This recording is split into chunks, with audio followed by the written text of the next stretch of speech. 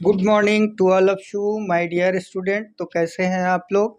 मैं उम्मीद करता हूं कि आप लोग बहुत अच्छे होंगे, स्वस्थ होंगे और अपने पढ़ाई को लगातार कर कर रहे होंगे, क्योंकि अभी जो है विद्यालय में पढ़ाई का जो कार्यक्रम है, जो पढ़ाई का सिलसिला जारी था, उसको रोक दिया गया है, क्योंकि बिहार सरकार का आदेश था कि 8 तारीख तक स्कूल को बंद रखना है। लेकिन विद्यालय की तरफ से ये निर्णय लिया गया है कि बच्चों के पढ़ाई में किसी भी प्रकार का कोई भी दिक्कत नहीं आए, इसलिए हम लोग लगातार यूट्यूब पे क्लास को ले रहे हैं। आज हमें जो पढ़ना है वो कौन सा, फैक्टर्स एंड मल्टीपल पढ़ना है। क्या पढ़ना है? Factors and multiple. अब देखिए, इसके पहले जो हमने क्लास लिया था फैक्टर और मल्टीपल्स में, वो फर्स्ट क्लास था और उसी का ये जो है हमारा सेकंड क्लास है।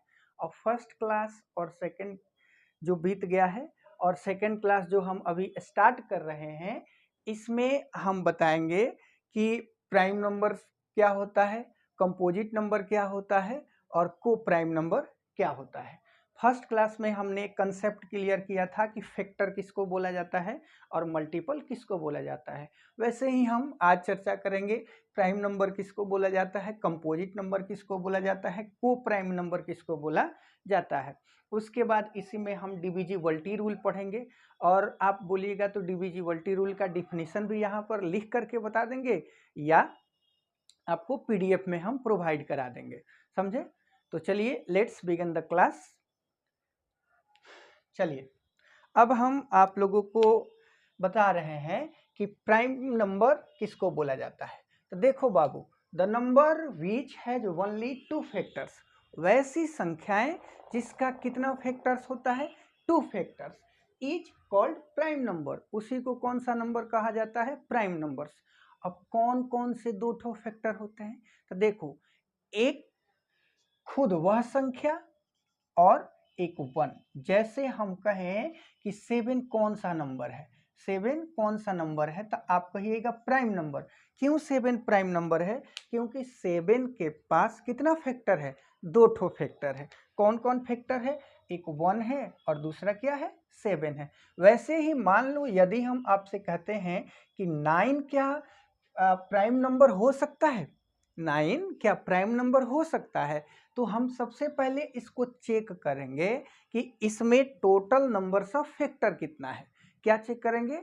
Total numbers of factor. तब हम लोग ये बता सकते हैं कि यह प्राइम नंबर है कि नहीं है। तो देखो, यह जो 9 है 1 से भी डिवाइड हो सकता है, 2 से तो सॉरी नहीं होगा, 3 से डिवाइड हो सकता है, फिर 9 से डिवाइड हो सकता है। अब देखिए, इसमें यदि हम कहें कि टोटल नंबर्स ऑफ फैक्टर, तो 1 2 और 3। अब देखो, इसमें 3 जैसे ही फैक्टर मिल गया तो हम इसको प्राइम नंबर नहीं कह सकते हैं। क्या नहीं कह सकते हैं?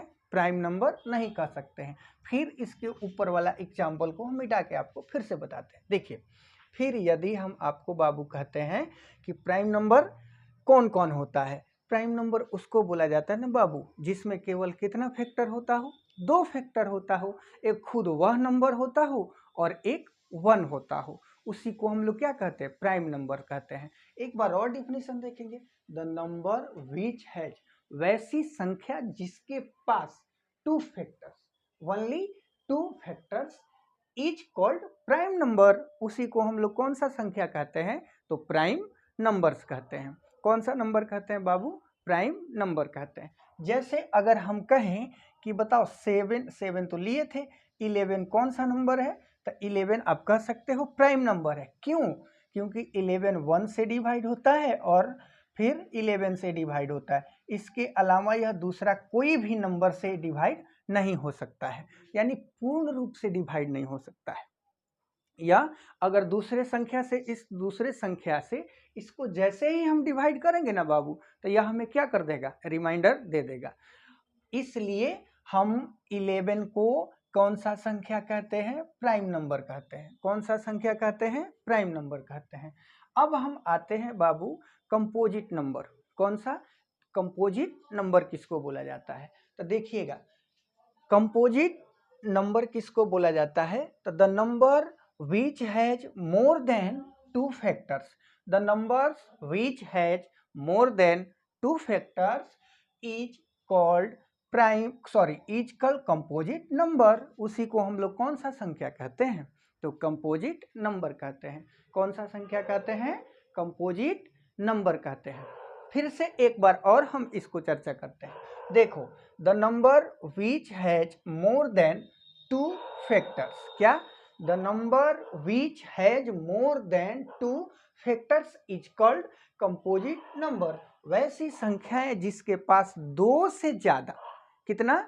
दो से ज्यादा फैक्टर होता है, उसी को हम लोग क्या बोलते हैं? कंपोजिट नंबर बोलते हैं। क्या बोलते हैं बाबू? कंपोजिट नंबर बोलते हैं। एक मिनट बाबू, यह मार्कर नहीं चल रहा है, दूसरे मार्कर का हम व्यवस्था करते हैं।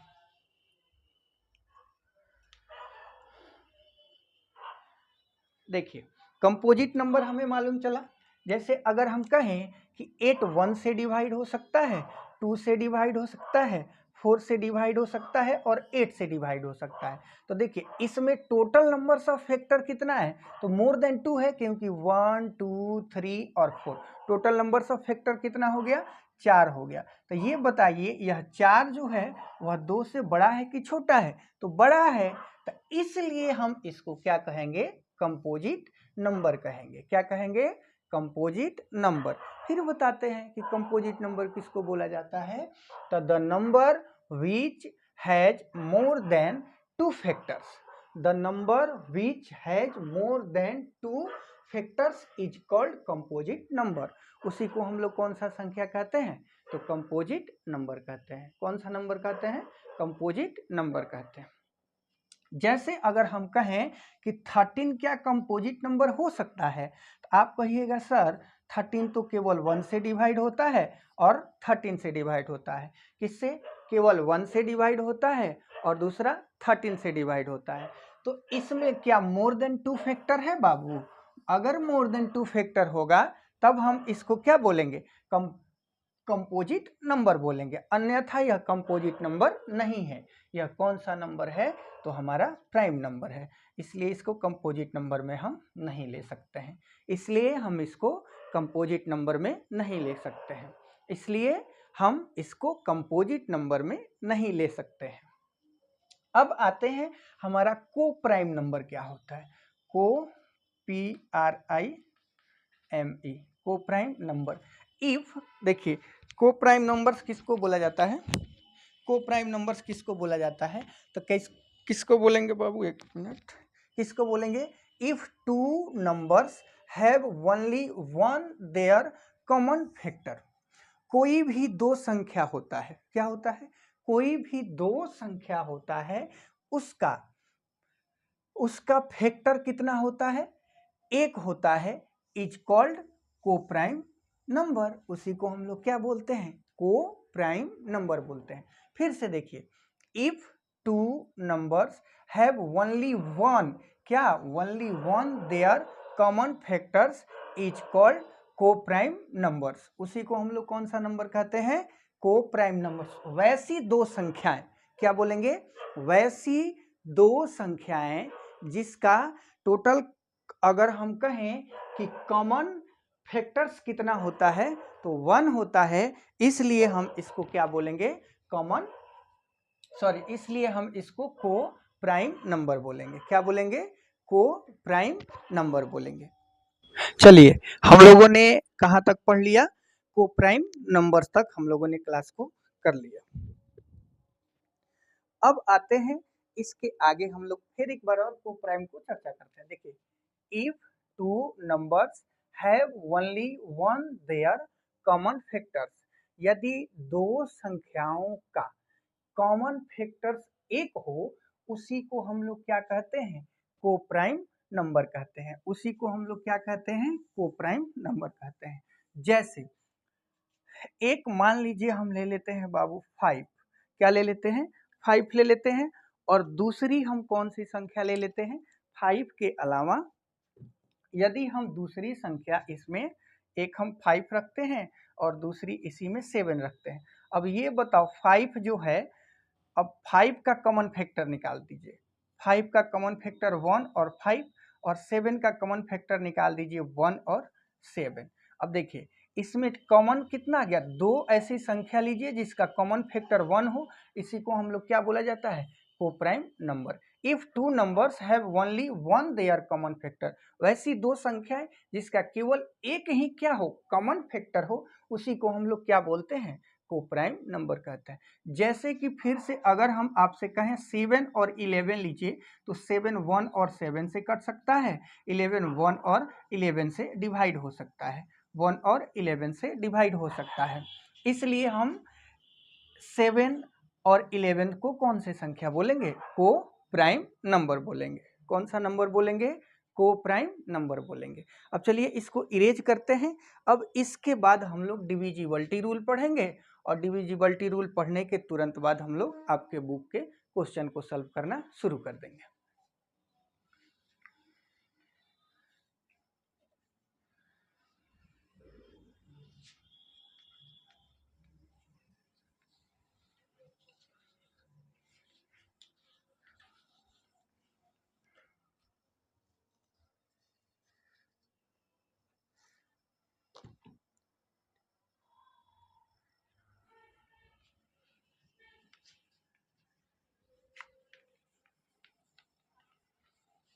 अब हम लोग डिविजिबिलिटी रूल, देखो बुआ DI ये नहीं चल रहा है,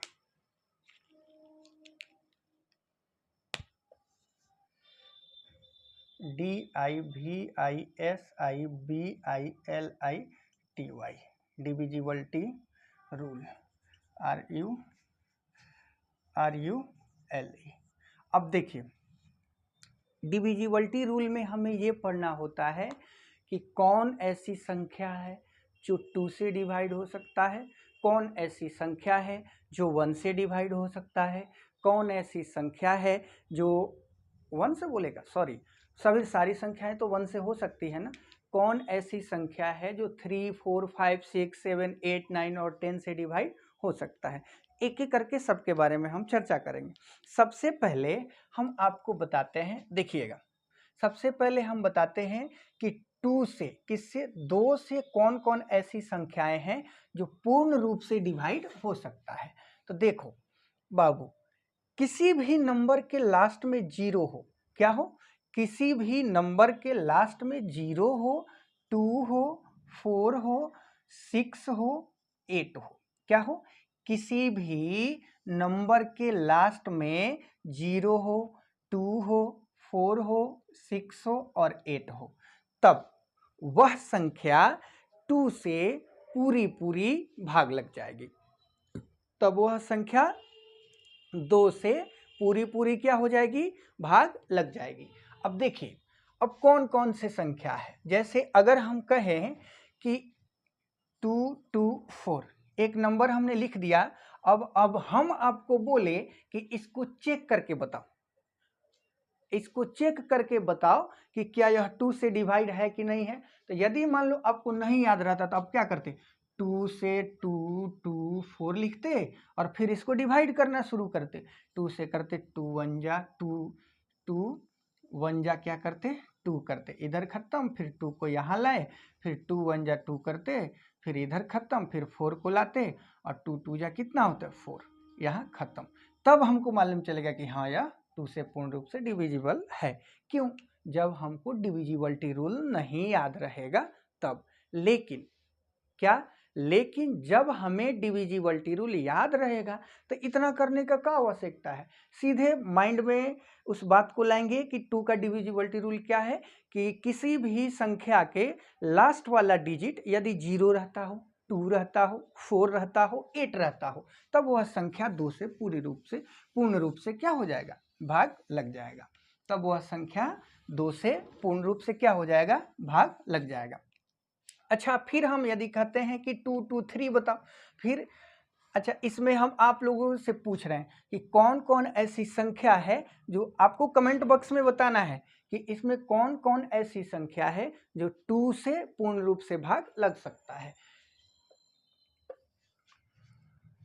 एक लिख रहे हैं 240, फिर लिख रहे हैं 241, फिर लिख रहे हैं 998, फिर लिख रहे हैं 668, फिर लिख रहे हैं 2 3 7 5 8 9 और 0। इतना बड़ा 1 2 3 4 5। अब देखिए हमने टोटल नंबर्स कितना लिखा है, 4 लिखा है। अब देखिए ए बी कर देते हैं, ये ए हो गया, बी हो गया, यह सी हो गया, यह डी हो गया और यह ई हो गया। ए बी सी डी ई।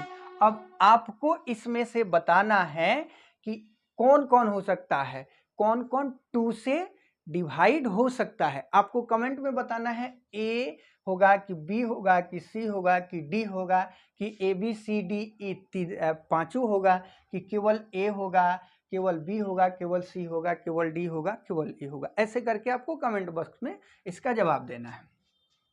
फिर से एक बार डिविजिबिलिटी रूल ऑफ 2 के बारे में चर्चा करते हैं। तो देखो बाबू, जिस संख्या के लास्ट में 0 रहता है, 2 रहता है, 4 रहता है, 6 रहता है, 8 रहता है। क्या रहता है? 0 रहता है, 2 रहता है, 4 रहता है, 6 रहता है, 8 रहता है। तब वह संख्या 2 से पूर्ण रूप से क्या हो सकता है? भाग लग सकता है। तब वह संख्या 2 से पूर्ण रूप से क्या हो सकता है? भाग लग सकता है। बात समझ में आया? डिविजिबिलिटी रूल ऑफ 2 यानी 2 से विभाजिता का नियम, हिंदी में बोलते हैं 2 से विभाजिता का नियम। अब इसको इरेज करते हैं। इसका सबका आप इस बात को लेकर के नहीं थोड़ा सा घबराइएगा कि सर आप इसका डेफिनेशन काहे नहीं लिख रहे हैं। हम इसलिए नहीं लिख रहे हैं बाबू, क्योंकि पहले आपको मैं समझा दे रहा हूं, समझा देने के बाद में मैं इसका क्या कर दूंगा, आपको डेफिनेशन लिखा दूंगा। ठीक है? ठीक।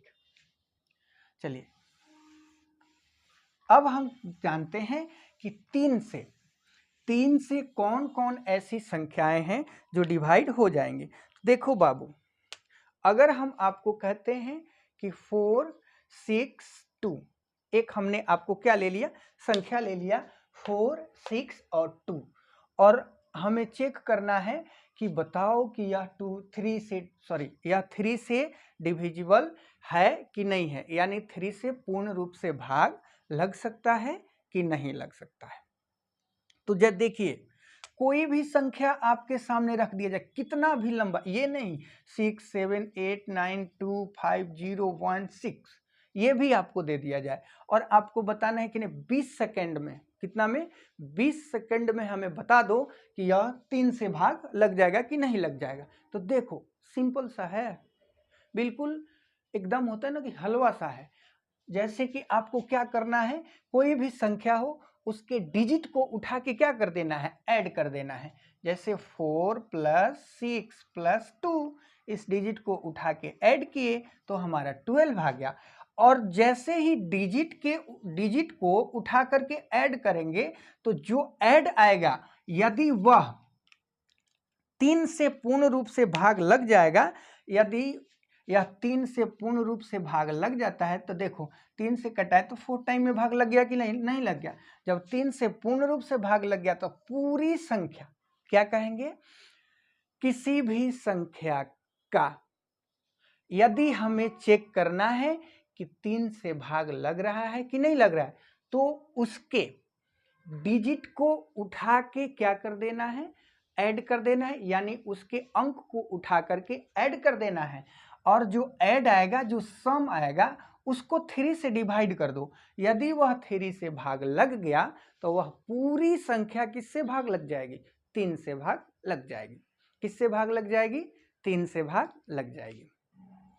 फिर हम यदि आपके सामने रखते हैं, क्या रखते हैं, देखिए फिर इसके तुरंत बाद इसको बताते हैं, जैसे 6 + 7 + 8 + 9 + 2 + 5 + 0 को ऐड नहीं करते हैं, 1 + फिर हम क्या करेंगे 6, सेम है ना, 6 + 7 + 8 + 9 + 2 + 5 + 1 + 6। देखिए 6 और 7 कितना होता है, ऐड करेंगे तो 13 होता है, 13 और 8 ऐड करेंगे तो कितना 21, 21 और 9 कितना होता है 30 और 2 32 और 5 37 और 1 38 और 6 कितना हो गया 44, कितना हो गया 44। अब बताओ इस 44 को क्या हम 3 से भाग करेंगे तो पूर्ण रूप से भाग लग जाएगा? नहीं लगेगा, या हमें रिमाइंडर दे देगा, तब हम बोलेंगे कि यह संख्या 3 से पूर्ण रूप से भाग नहीं लग सकता है, तब यह संख्या 3 से पूरी तरह से भाग नहीं लग सकता है। बात समझ में? इस ऐड को एक बार खुद से भी चेक कर लेना, मे बी कहीं ऐड में मिस्टेक भी हुआ हो। चलिए अब इसको इरेज करते हैं। अब डिविजिबिलिटी रूल ऑफ यानी डिविजिबिलिटी रूल ऑफ 4 यानी 4 के विभाजिता का नियम को हम लोग चेक करते हैं। किसके? 4 के विभाजिता के नियम को हम लोग उठा करके ऐड करते हैं, सॉरी चेक करते हैं, ऐड नहीं करते। देखो हम कहें कि कोई भी संख्या हो, जैसे 7, 2 और 4, इसको ले लिए। अब हमें मालूम करना है कि क्या यह नंबर 4 से भाग लग सकता है, क्या यह नंबर 4 से भाग लग सकता है। तो आप क्या बोलिएगा? आप क्या बोलिएगा? आप यही बोलिएगा कि सर भाग करके चेक करेंगे, तो ना बाबू, लास्ट वाला डिजिट को, लास्ट वाला जो 2 डिजिट है ना, लास्ट वाला, इसको उठा करके हमें चेक करना है। यदि यह 2 और 4 से डिवाइड हो गया तो यह पूरी संख्या किससे भाग लग जाएगी? 4 से भाग लग जाएगी। नहीं विश्वास है तो चेक कर लेते हैं। 4 से हम किसको? 7, 2, 4 को भाग करते हैं। 4 1 जा 4, इधर 3 बचा, कितना आया? 3। फिर यहाँ कितना आया? 2। अब 8 टाइम में 4 से डिवाइड हो गया तो 32 होगा, फिर कट गया, यहाँ कट गया, यहाँ कितना बचा? 4 बचा ना। और फिर को 1 टाइम में करेंगे तो बिल्कुल हो जाएगा। 4 को 1 टाइम में करेंगे तो यहाँ 4 आ जाएगा। देखो रिमाइंडर 0 बच गया, यानी कि 181 टाइम में यह पूर्ण रूप से किससे डिवाइड हो जाएगा? 4 से डिवाइड हो जाएगा। तो लास्ट वाला हमें क्या करना है? लास्ट वाला 2 डिजिट को उठा करके चेक करना है। यदि लास्ट वाला 2 डिजिट 4 से पूर्ण रूप से भाग लग गया तो पूरी संख्याएं किससे भाग लग जाएंगी? तो पूरी संख्याएं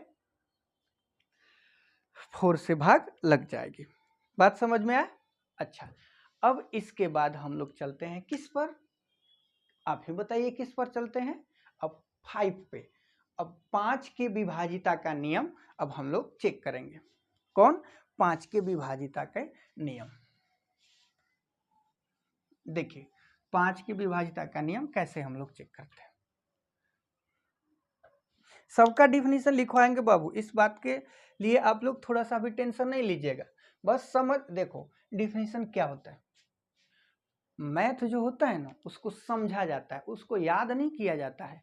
यदि इस बात को आप समझ लोगे तो आप खुद इसको इंग्लिश में ट्रांसलेट कर लोगे। अगर हम कह दें कि मैं एक लड़का हूँ, इसको इंग्लिश में ट्रांसलेट करो, तो आप नहीं कर सकते हो कि आई एम अ बॉय।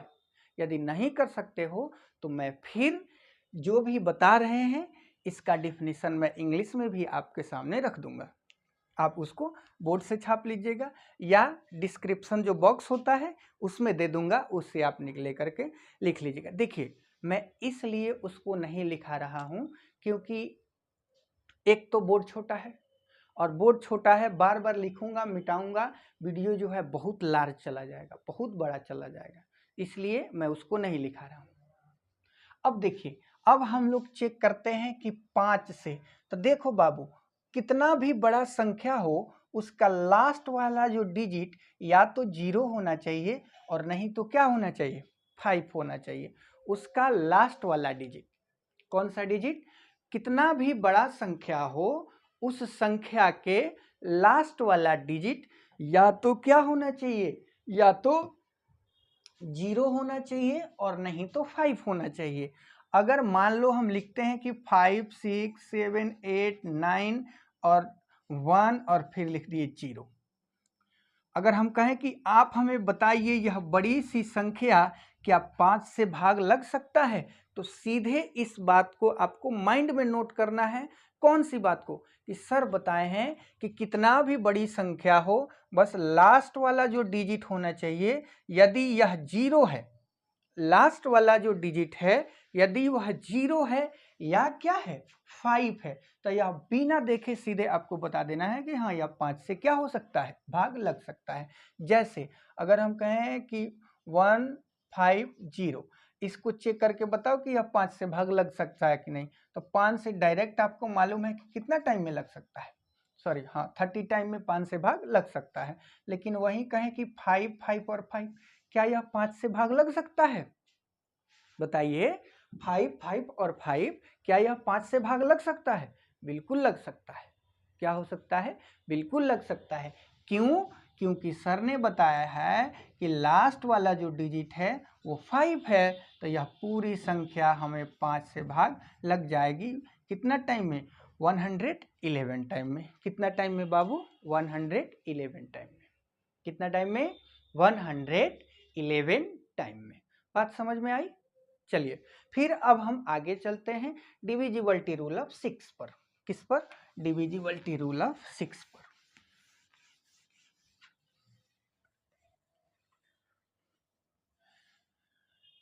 चलिए अब 7, 6, 2, 5, 1, 9 ऐसा हमने लिख दिया।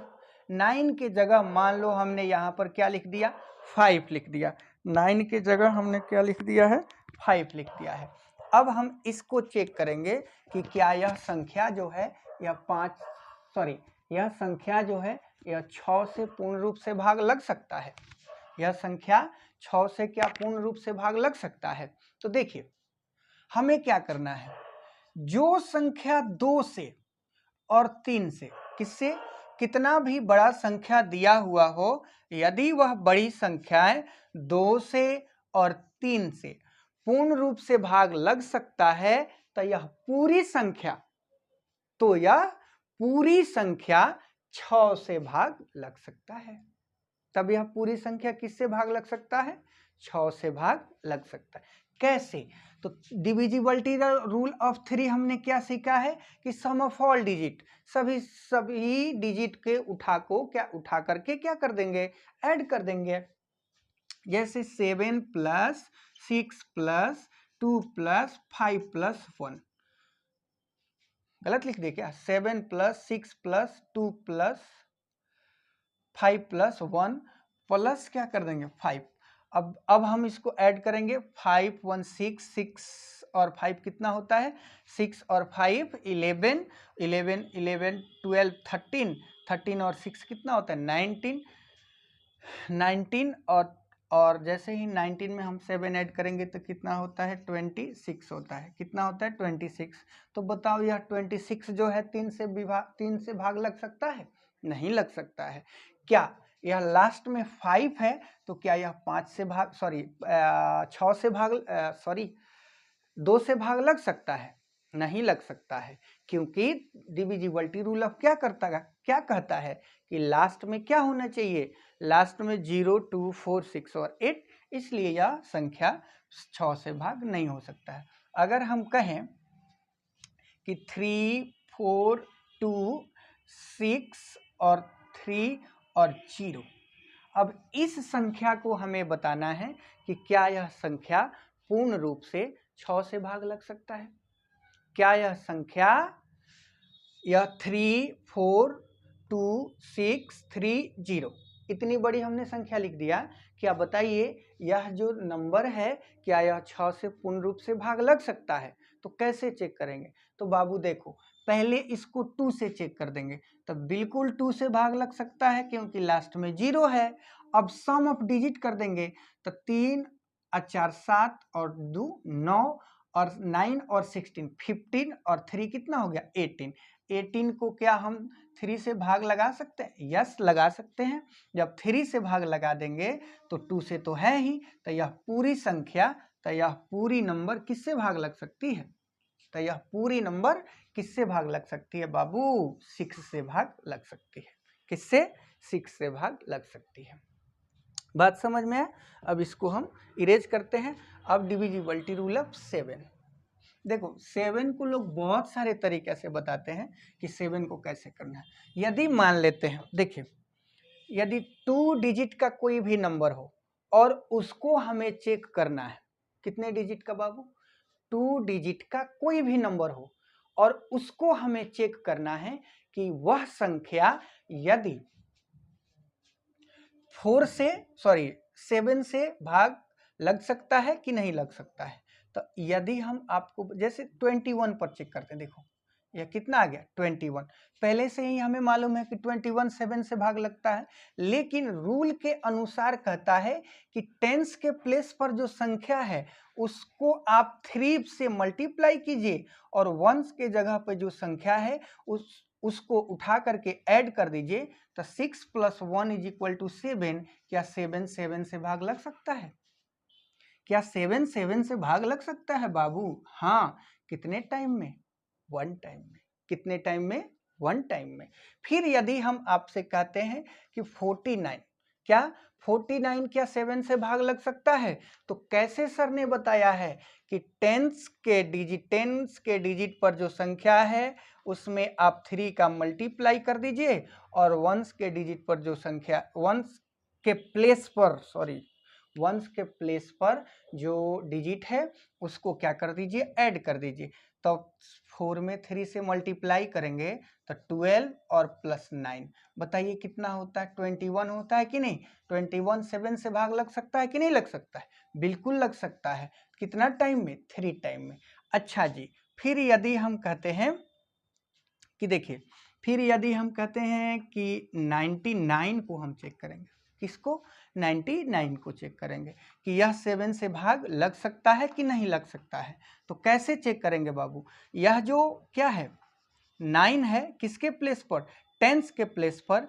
इसमें हम कितना से मल्टीप्लाई करेंगे? 3 से। और जो वंस के प्लेस पर 9 है उसमें हम उसको उठा करके इसमें ऐड कर देंगे तो 27 और +3 = 30। क्या 37 से भाग लग सकता है? तो नहीं लग सकता है। इसलिए यह 99 भी किससे भाग नहीं लग सकता है? 7 से भाग नहीं लग सकता है। इसलिए यह 99 भी 7 से भाग नहीं लग सकता है। अब आते हैं डिविजिबिलिटी रूल ऑफ किस पर? डिविजिबिलिटी रूल ऑफ 8 पर, क्योंकि 7 तक हम लोगों ने पढ़ लिया है। अब डिविजिबिलिटी रूल ऑफ 8 पर आते हैं।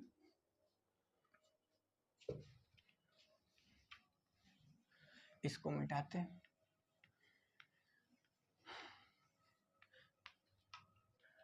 या आज की जो क्लास है हम इतना ही पर ओवर करते हैं।